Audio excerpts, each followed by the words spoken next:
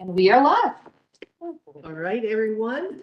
This is Commissioner Carol Myers, the Chair of the LRC, and welcoming everyone to our Thursday, May 1st, 2025 meeting here at 1 o'clock in City Hall. And I want to get the meeting going with the first thing on the agenda, which is the approval of the Thursday, March 6th, 2025 minutes. So moved. To approve. So moved, and we have a second? Yeah. All in favor? Aye. Aye. Let's move on to the next thing, which is public input, which I don't think there is any of, because there's no public here on this. So we'll go on to C, which is the commission identified item of interest, where we'll be reviewing the existing noise ordinance and discussing prospective updates, particularly in the agricultural residential zone related to non-agricultural sound, as well as in the commercial district relative to amplified noise. And I'm going to move this over to our manager, Brad Griffin, to do any intro remarks before he turns it over to someone else. Good, thank you. At our last meeting in March, we talked a little bit about the scope. And what we, at the end of that meeting is reflected in the minutes. We told you that we would go back and bring you a little more information on the noise ordinance. I think there's some questions about what were the time limits and what areas and distances. And then as well as there was an interest in some of the history surrounding the fairgrounds and numbers of complaints that have been received. And so we've put that together in a fairly straightforward PowerPoint presentation that I believe probably Harrison's going to start, or Jack. It's probably Or Doug. Doug, okay. Yeah. And then if Bruce does not get here in time, I'll jump in on the history. So turn it over to Doug. All right, thank you, Brad. So the first thing we wanted to do is just define, the way we look at noise in the county. So we don't measure noise in the county as far as the decibel levels go. The way noise is looked at in Athens-Clarke County per the ordinance is that, is it plainly audible at a certain distance during a certain time, and in some cases, in certain zones? I know that that's really confusing, but there are three factors there. Can you hear the noise at a certain distance, at a certain time, in a certain zone? And, In that order? I think all those things at the same time, basically. Is that consistent with other municipalities and counties, their noise ordinance? I think there are some that do have decibel levels. I think we've been advised that that's a precarious thing to do legally, but I really can't answer that question as to which ones in Georgia do measure that. Chief might know, but. It's a mix, and there are jurisdictions that use decibels for that enforcement. There's others that don't. As Doug referenced, from our perspective, it creates some additional complications. If you introduce decibels, it's more scientific, and what you're dealing with, similar to radars or lasers with speed enforcement, you have to deal with calibration of devices and demonstrating that the device is certified, calibrated, and you have to be able to present all of that type of information, potentially even expert witnesses who can testify to the quality of the instrument in court for noise ordinance at that point. So it creates additional legal hurdles to prosecute a case. It's start with the inmate, yeah. It seems like it puts extra work on the officers, in my opinion. So are the districts that use decimals, are they certified in this? And I'm asking you this because you and I had this conversation in my district over a year ago, more than a year ago. And I don't think anything was done. So I'm not trying to alleviate work. Is this a cost matter? If, you know, if we went to something like this, is there a financial impact? Is there special training? Let's do the best for our constituents. So is it a cost? Is this a cost factor and special training if we did move to something like that?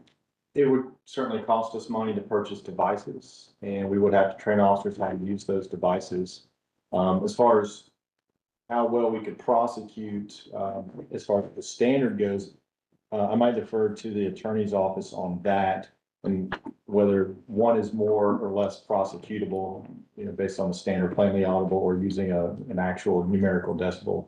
Well, I do want to just say, I didn't expect you to ask that question. So I'm not expecting any answers right now. And I really would not like to even put the attorney in that position. I think this is something that we'll take a note as we talk about it.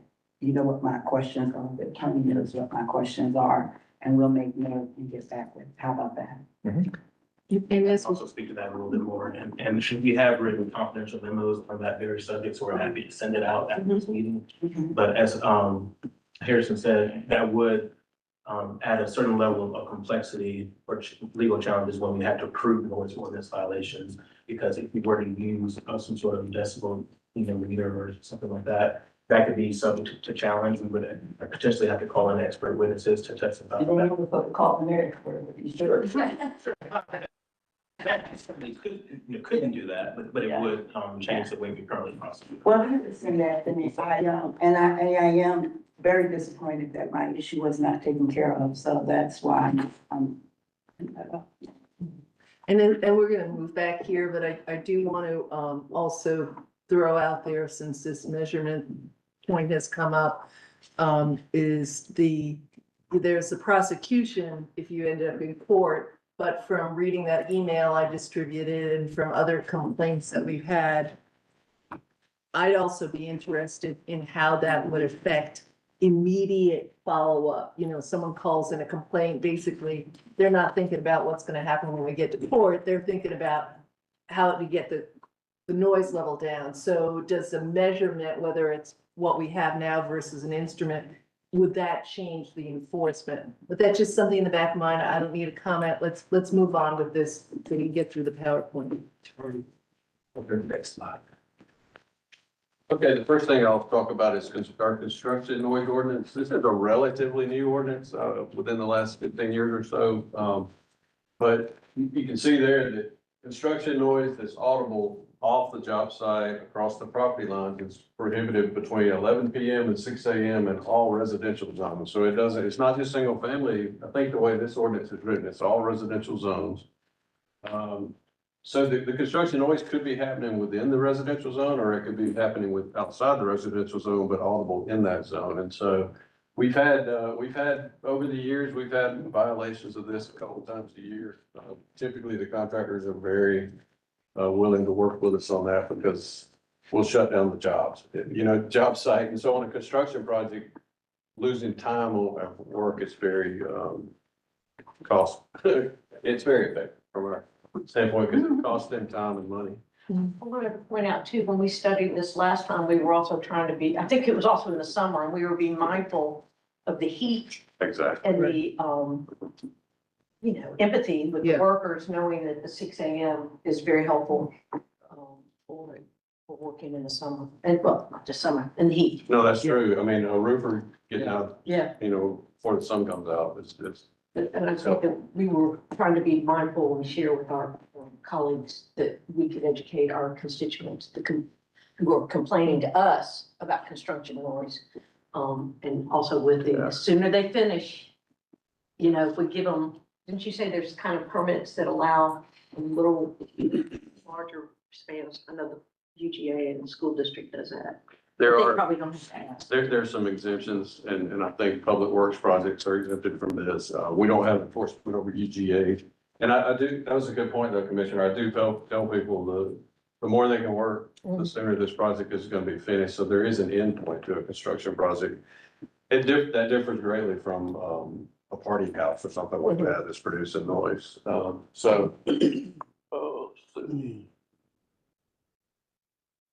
And then there's restrictions, let's see. And I think Harrison was gonna talk a little bit about the, party noises and things like that, human produced sounds, the distances and the timeframes and things like that. It's a little confusing when you first read through the noise ordinance, but I think the police department has it down pretty good. So the next, slide will cover some of that too. Talks about fireworks, Then, the restrictions within apartments and condominiums is basically your neighbor on the other side of the wall if they're being loud. And I don't know if the police get a lot of complaints about that, but that's also in the ordinance.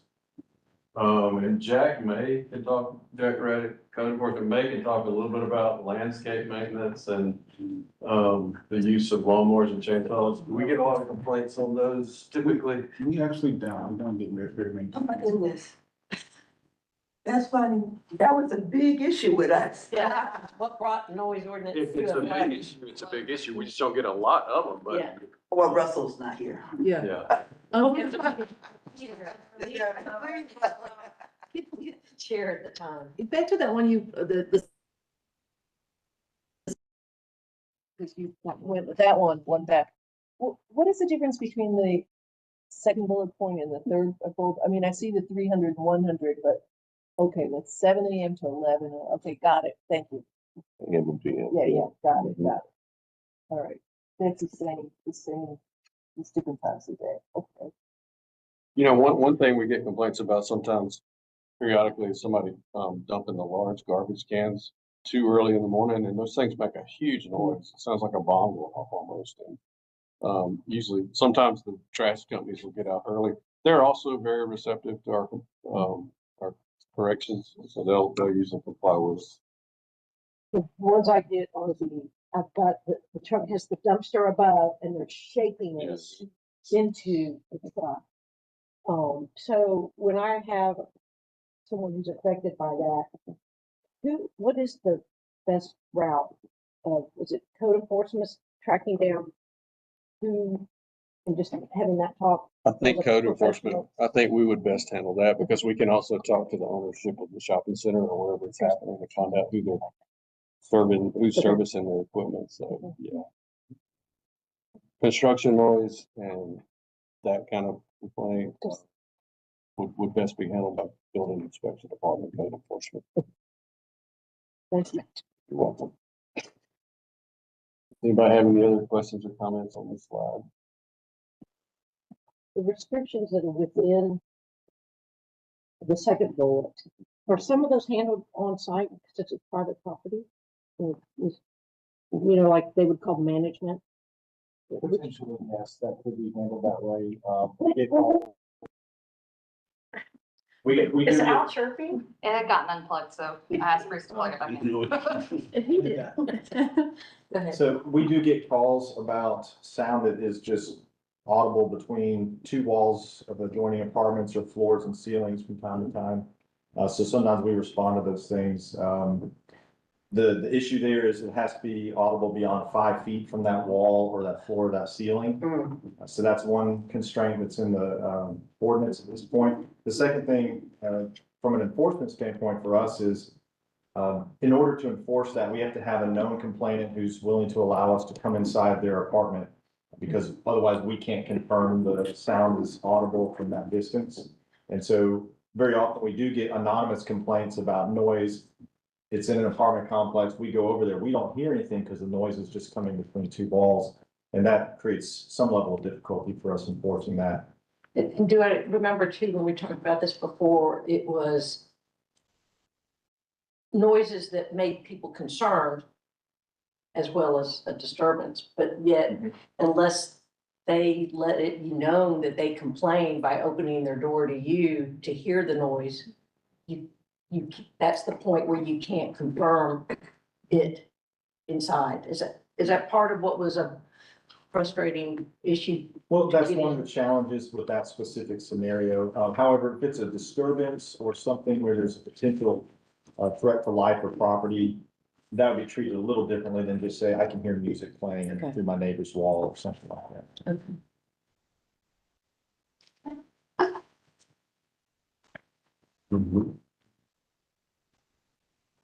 So exclusions from the noise ordinance, I think we touched on some of these previously. I think the thing that one of the things that brought us here was the Athens Fairgrounds, quite frankly, and it's a business operating in a normal course of business. I think that's how we interpreted that in the past. And so without some change to the ordinance, I'm not sure there's much we can do there. I mentioned that governmental entities were exempt. Can I ask a question? Yes. Talking about vehicles, what about, the racing and loud mufflers that you hear on the bypass at night? I mean, is there anything? We'll defer to PD on this question. Well, so these ordinances are referring specifically to kind of amplified sound, music sound, party noise, things like that, not mufflers. And so that's one limitation. And then vehicles on the roadway is also different. So the ordinance, I think it's in one of these bullets, Yeah, it's talking. notes that audible sounds coming from vehicles on public roadways is exempt from the ordinance because there's a state law regulating that. But the state law regulates, radio noise, not the muffler noise necessarily. That's the second to last bullet. That they're exempt from this ordinance on the street or highway. Do other people, do y'all hear complaints about that? No. Yeah, and I thought that it was, not within our jurisdiction because of that state part of it. When we talked about this before, there was questions about, can we have a decibel thing? And we tried to align it with how hard it is sometimes to even do the radar for speeding and the challenges and regulations, and stipulations about that. And then it got to where I think as a committee, we weren't interested in going down that road. That was a wrestling. No pun intended. That was a But wrestling you want- also. Well, because it could get into a targeting type of. But he was really more scenario. concerned about downtown area Oh, yeah. and so, but the decimal thing came up and we walked away from it. Now, in my district on, Smoky Road, they have that problem. Regularly, they race up there. They have reported it. They have not gotten any help.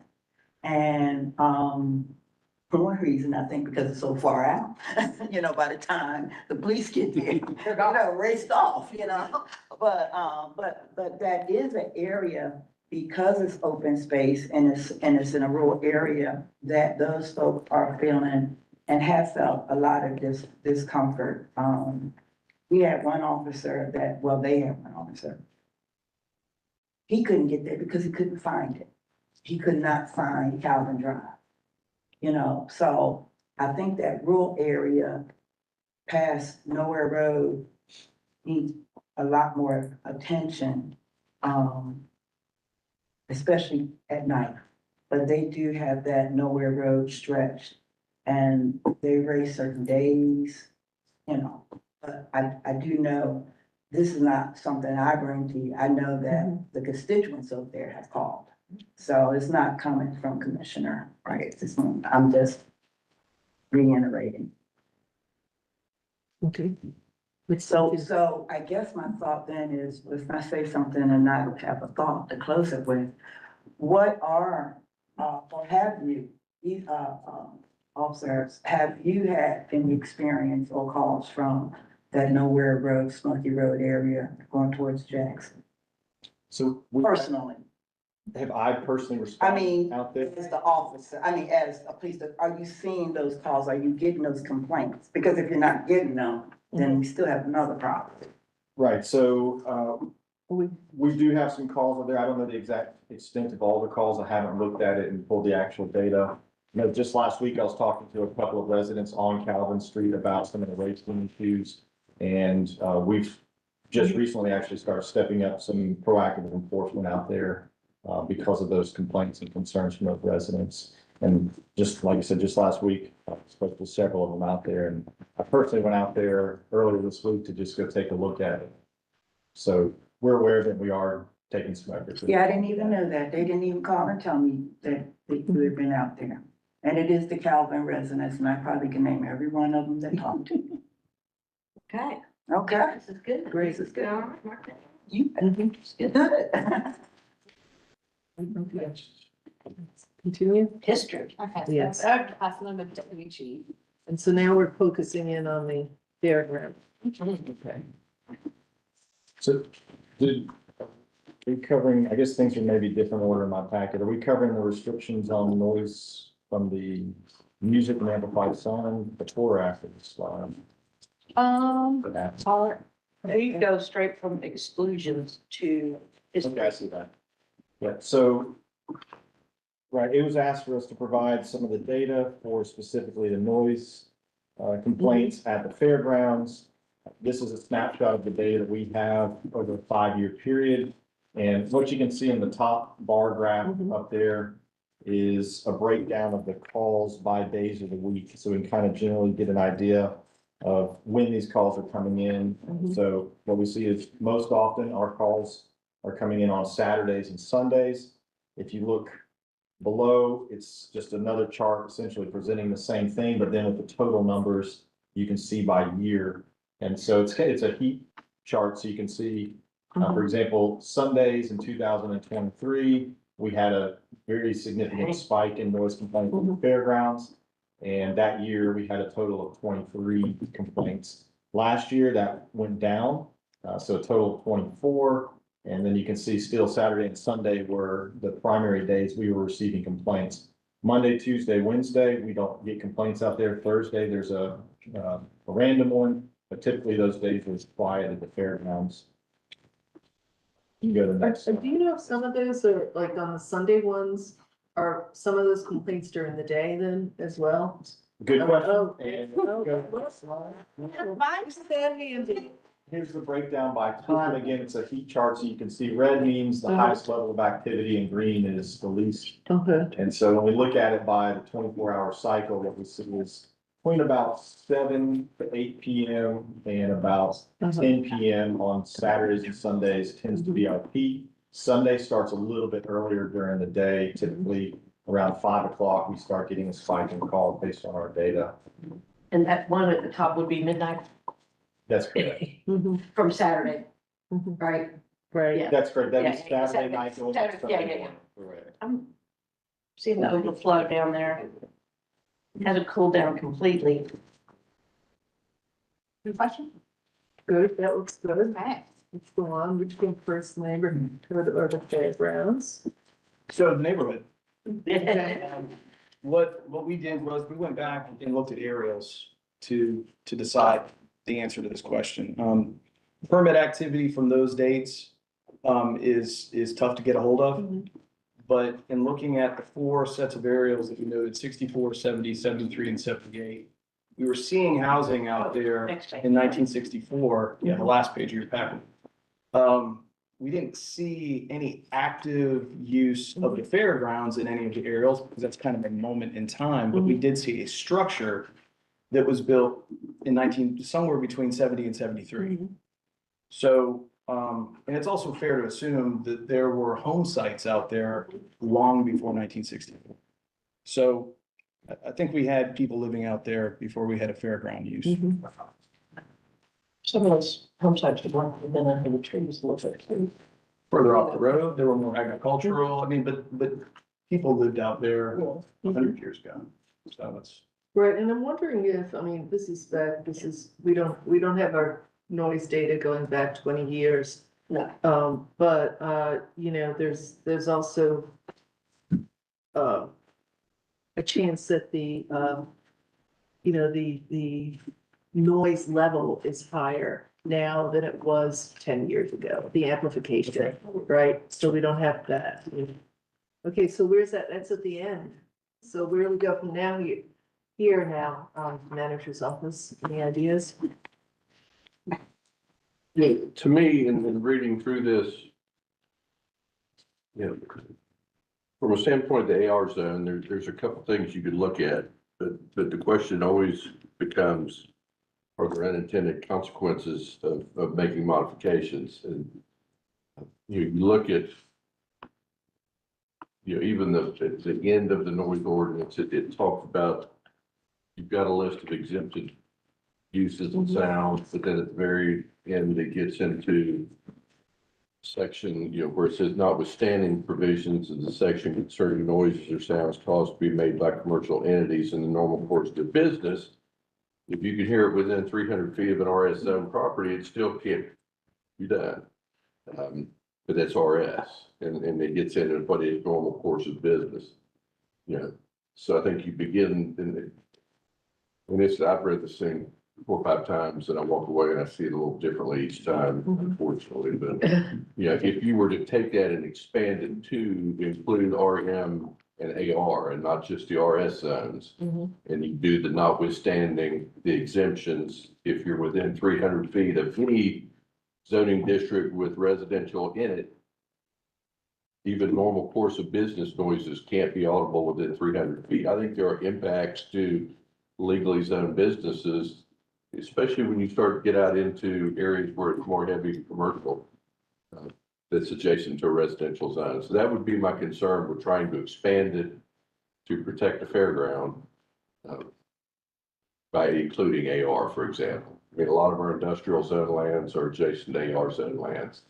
Oh. And I haven't really dug into that, and there may be some other language in there that, because you got one that talks about the noises when it starts to lay out your mechanical sound making devices, and this is all the 300 feet from 7 AM to 11 PM.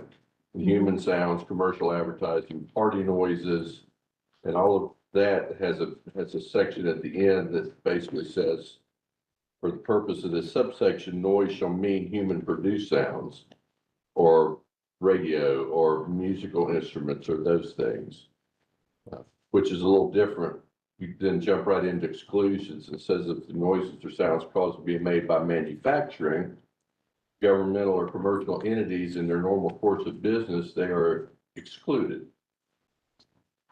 Yeah. You know, I mean, then you make the argument is a large outdoor band event at a fairground the normal course of business, or does it fall into the other one? I mean, I think that, Party noise. Falls into their norm.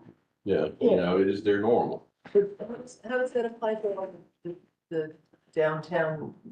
Are those all different? I Well, mean, that's all, I mean, to that's, me, the yeah. bands are their normal, that's normal business, right?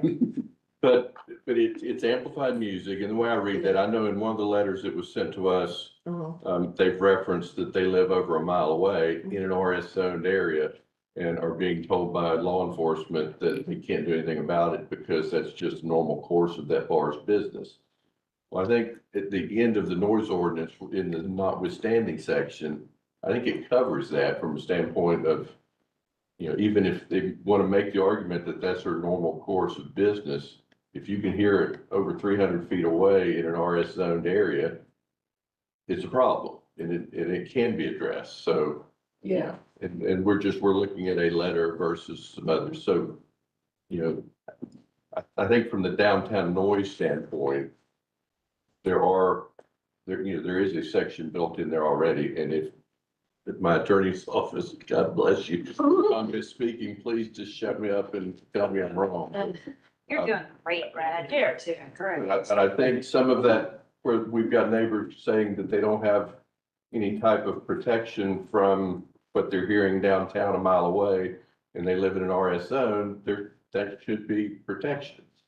Now, to take it a step further, when we start getting into to use or not use decibels as a measure of noise, everything you've heard from the police department already in terms of you get more technical, that's more places where a defense attorney in court can get you if they can prove that you didn't calibrate it within a certain time period or so. The other thing that I remember about looking at decimals is that decimal reader is going to read what it hears generally.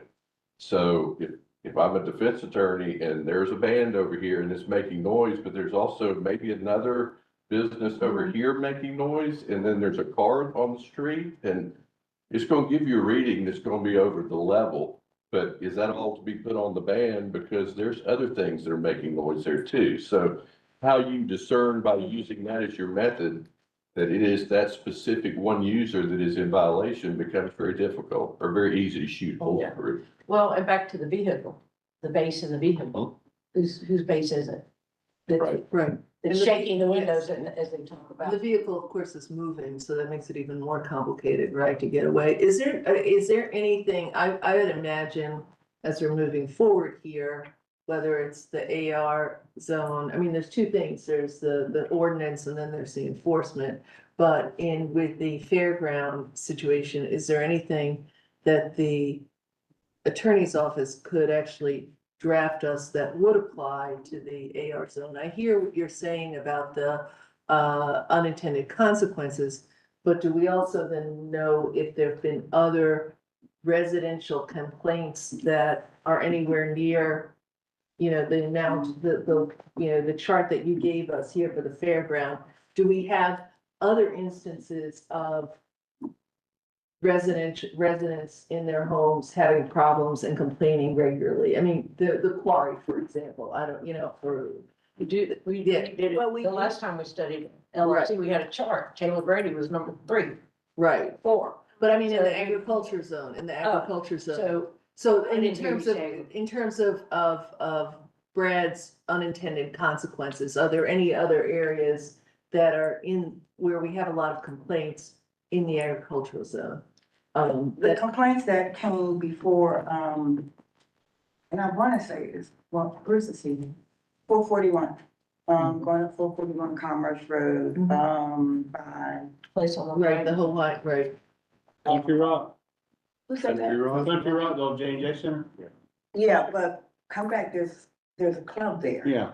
Yeah, Yeah. it always changes out. Yeah. One minute it's the blues and, yeah, so is that, is that, what zone is that? It's mine, I should know, but what is it? It's either CG or CR. They're both commercially zoned. Okay, Um, so it's not what Carol's asking, because that's where my complaints well, came and from. immediately adjacent, we would have AR zoning around there. And so to Brad's point, as currently worded, the protection is really for RS zone property. It doesn't really protect AR zone property for those Okay, enforcement actions. But am I correct as far as us making improvements or adjustments? It's in a point in time. It would be adjustments that we make.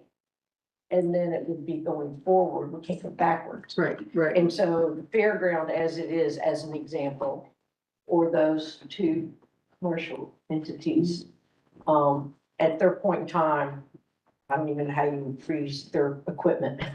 But it would be this, and then going forward, if the fairgrounds wanted to make, what is it, a 25% increase in what they do and more stuff, then the new ordinance would kick in. Yeah, Am I so making sense? You are making sense, right? And so here's a partial answer, and then I've Yeah. got a suggestion. Yeah.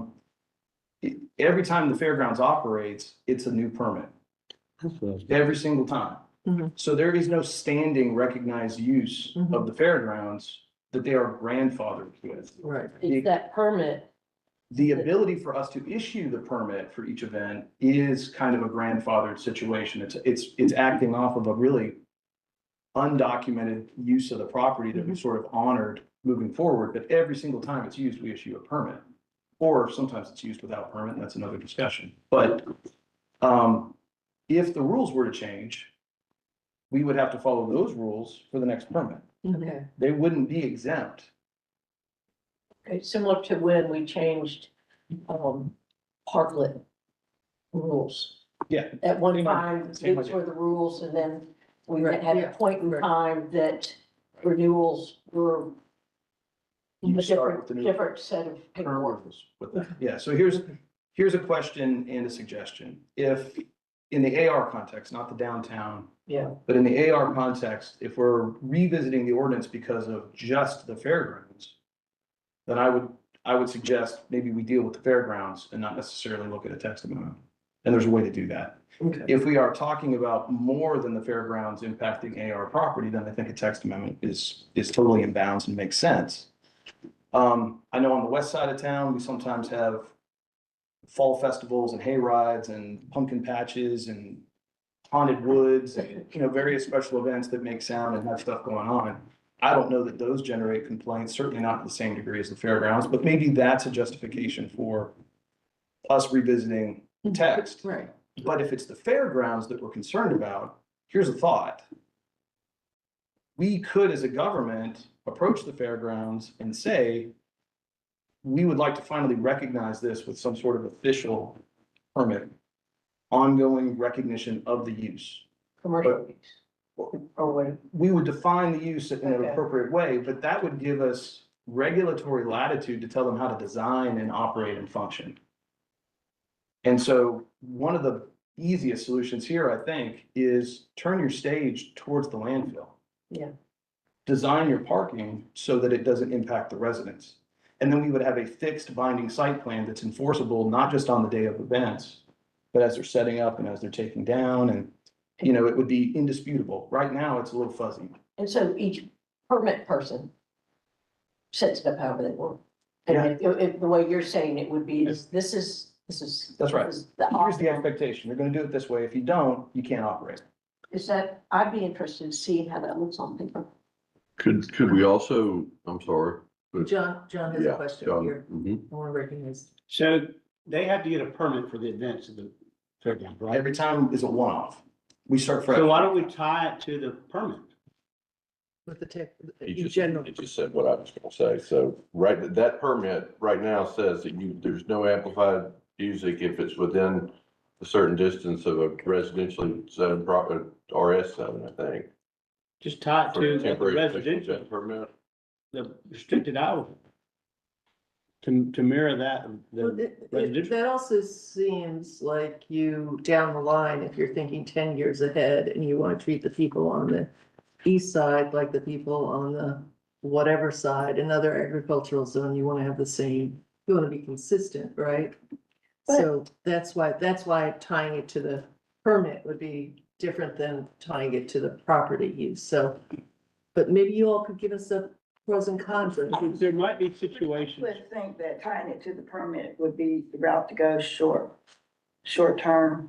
I still would like, and so, you know, I like when we make progress and we move forward, we're not hashing stuff Mhm, back and forth for mhm. like GOC. But I do like that idea because that is the issue that has brought us to the table. And it's a good solution, whatever the wording is to tie it to that permit. But I would still like to have this noise ordinance somewhere because we're dealing, like I was bringing up something that had nothing to do with the fairground with, Calvin Street Mhm. and other rural areas. But to say in the, you know, let's do this and come up with something that will not just temporarily fix, because they gotta do the permit every time. Well, the flip side of it is, if we think the fairgrounds is a use we don't want to continue, we could say that. Oh, I ain't saying. But then you're listening But to just- way to generate revenue. Just put it on the table, like, Yeah. because right now, we're in a gray area.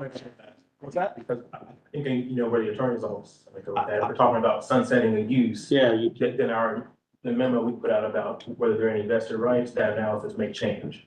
If we're talking about. Fair enough. sunsetting. Fair enough, but I think, Yeah, I think it's worth saying, But if we changed or added additional language to the permit that they're required to get each time they have a big event that further restricted outdoor amplified music, regardless of what zoning district you're adjacent to, it would Yeah, begin with their next issuance of a permit. it would, and, but, go ahead. and also, all right, so right now the issue is the fairground. What's to say that somebody else doesn't have a farm That's- and want to have a band party? They're gonna have to get a special use permit, and so it would be Right. consistent wherever it is versus Yeah. just focusing on the fairground. And it could be both and, it doesn't have to be either or.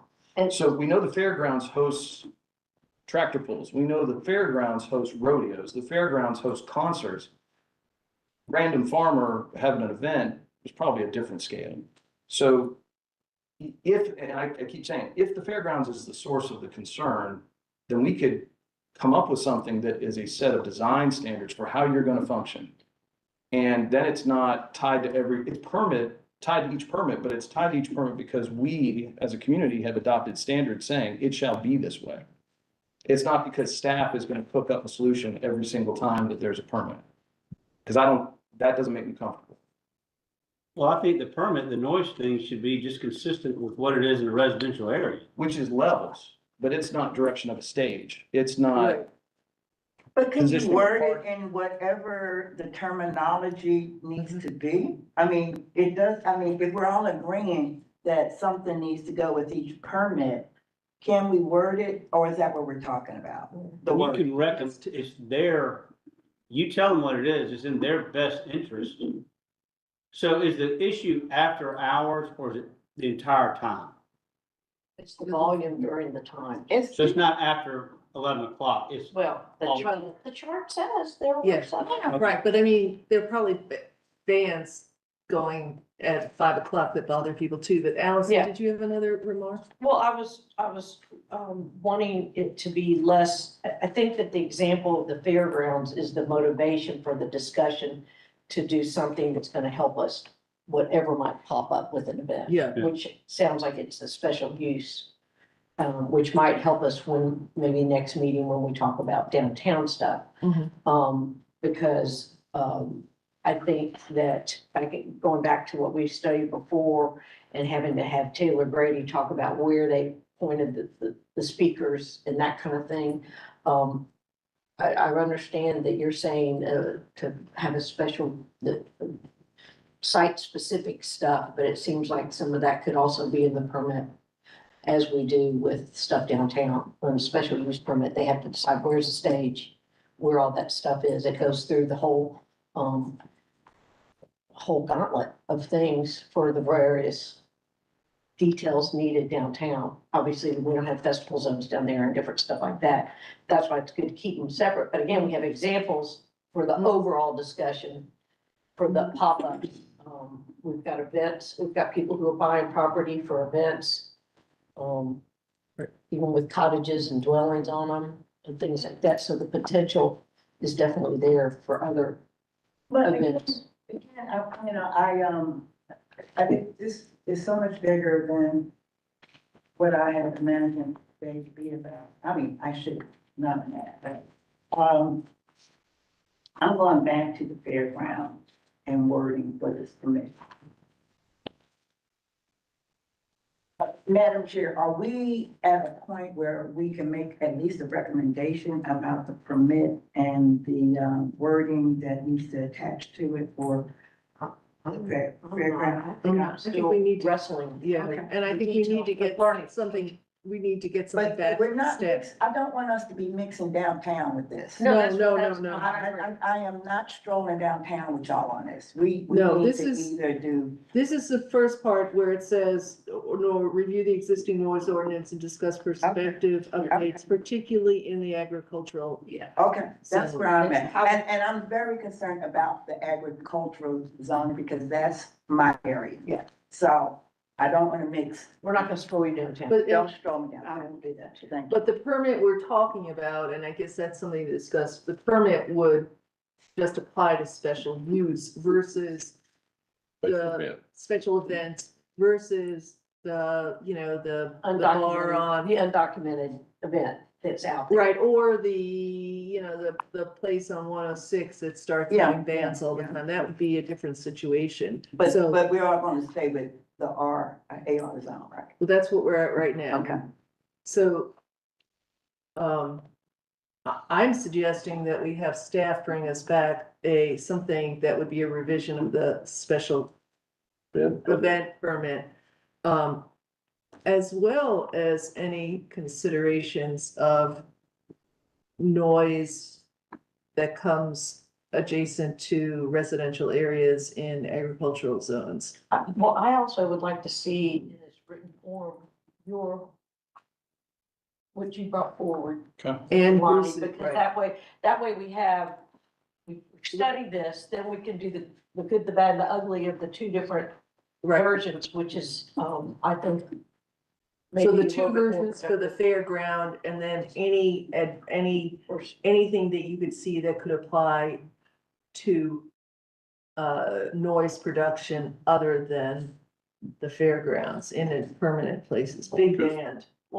Versus temporary special event, Yes, which is right. gonna be more than the fairground. But you all adopted that ordinance several years ago that did allow for somebody that has 200 acres out on Morton Road that wanted to do a big weekend bluegrass festival. Potentially, they could do it, you can only do it a set number of times a year, which is similar to what we're talking about here. And if there is outdoor amplified music as part of it, it cannot be audible if it's within a certain distance. But I think that still says RS zone properties. you would just expand on those restrictions of outdoor noise, whether it's, you know, a tractor pull or it's a big barbecue that, you know, and the reason you did that is you wanted people to be allowed on, you know, on a restricted occurrence to do a big barbecue out on their farm and not call it a commercial use and say you gotta have paid parking. But you can only do it so many times a year, and here are the list of restrictions. And I think that would be where you would start to try to plug in for that and other types of special events, more restrictions on outdoor noise. I have an example that I wanted to share of something that I learned recently, and it was the music person, the person that came with their equipment, they were setting up the sound, doing sound check. They had their own decibel thing, and they were sort of doing their sound check with their own decibel thing. Is that something that we could, again, it's not us, but it would be them doing a little preemptive.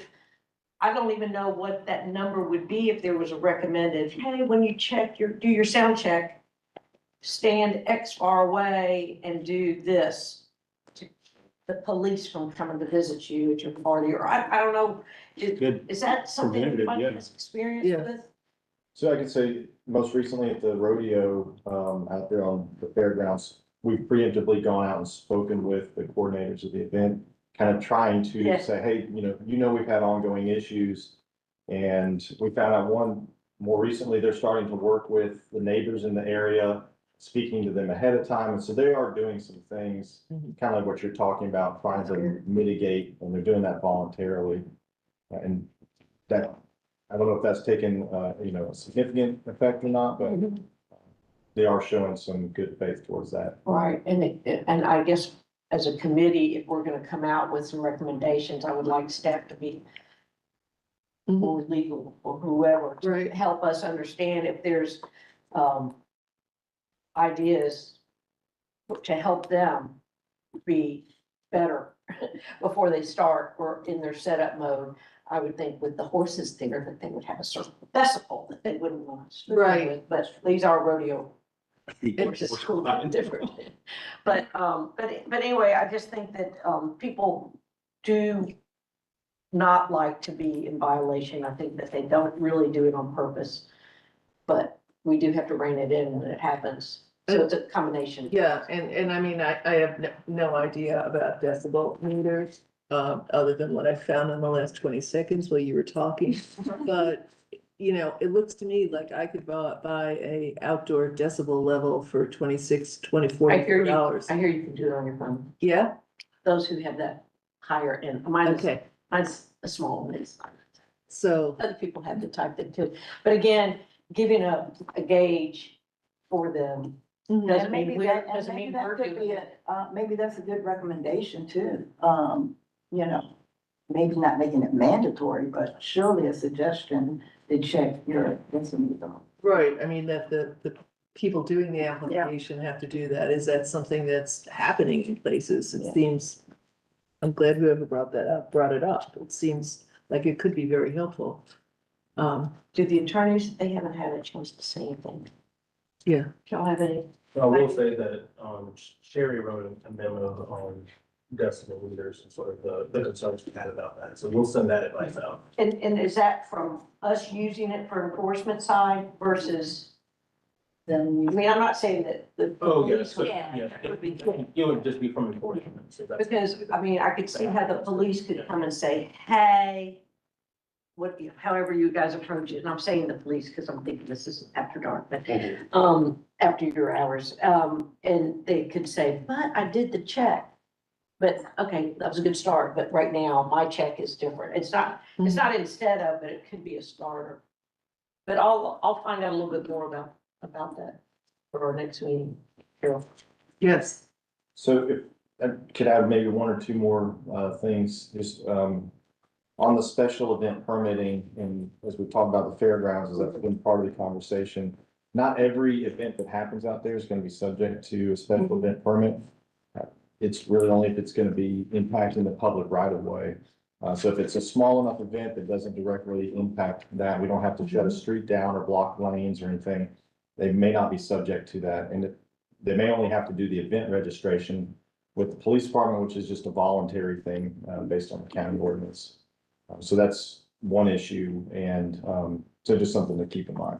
Do we get complaints for those small venues? I'd have to go back and check them one by one to see the scale of the event, and Maybe you could have that for us for our next meeting. So you would, so can I learn a little bit more about the voluntary event registration? I think that that's what I saw, because, I had met with the, interfraternity council in, Panhellenic. And so that was what they thought kept the police from coming, because they registered and gave a contact phone number, but the idea is, can you help us? Because I didn't learn that when we had talked the last time that was happening. right, so we deal with a lot of complaints on Millage Avenue with a lot of fraternities and sororities. There is the event registration process. They have to, or they're asked to register their event so that we know what's going on, but that only applies if they have amplified sound outdoors. And so some of those establishments, they do band parties inside their buildings, and that may not be subject to that. But we do work with the student life over there, and the interfraternity council and the Panhellenic council. And we make it very clear that this does not exempt you from the county ordinance related to noise. I can double check. I believe that's even explicitly written on the event registration Right. paperwork.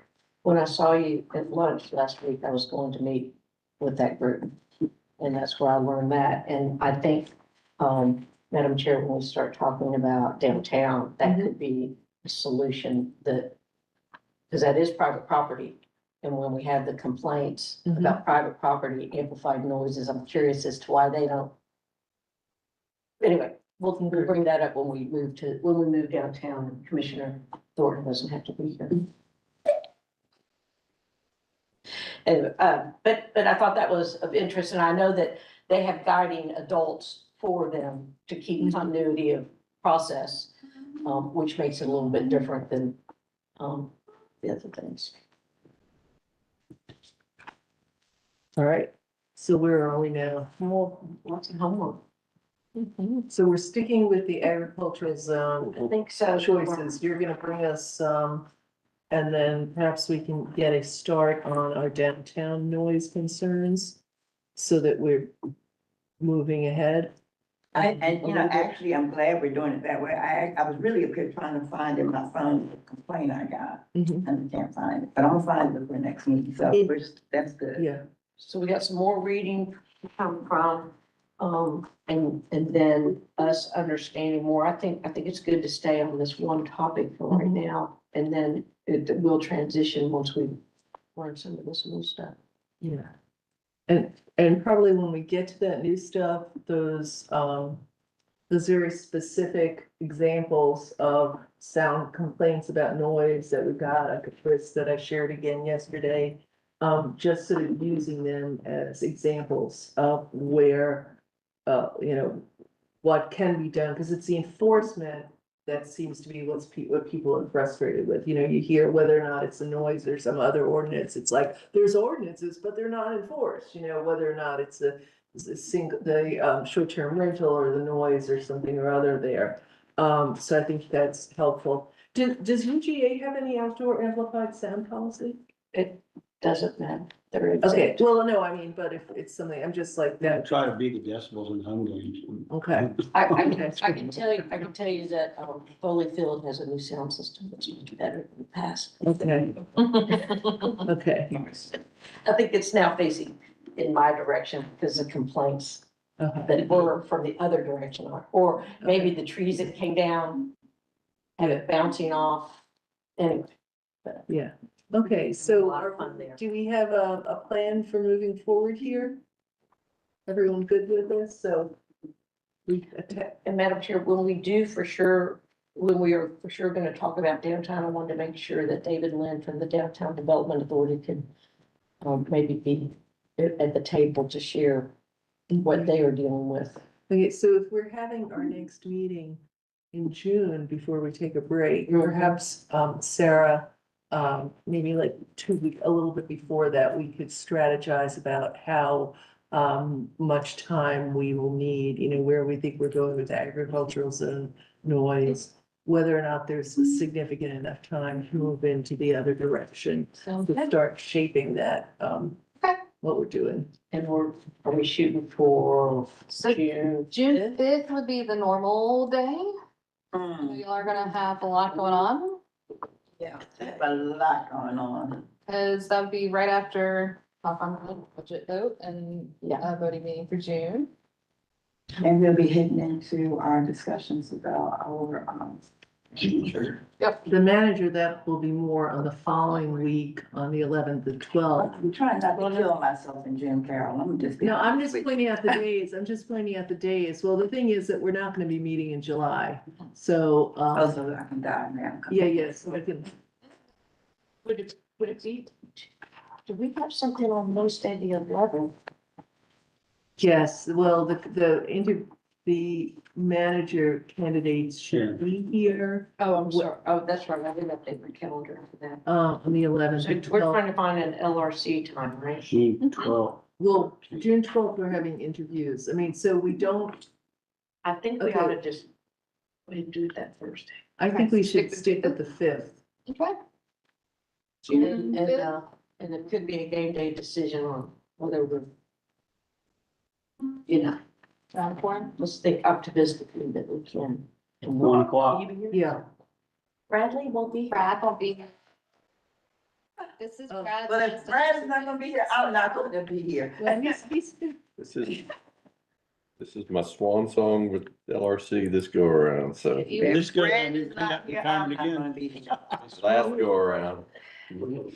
Yeah. So does that mean Ilka, who's here observing, will be? Yeah. Is going to, working in conjunction with Sarah, will be taking over. Okay, got it.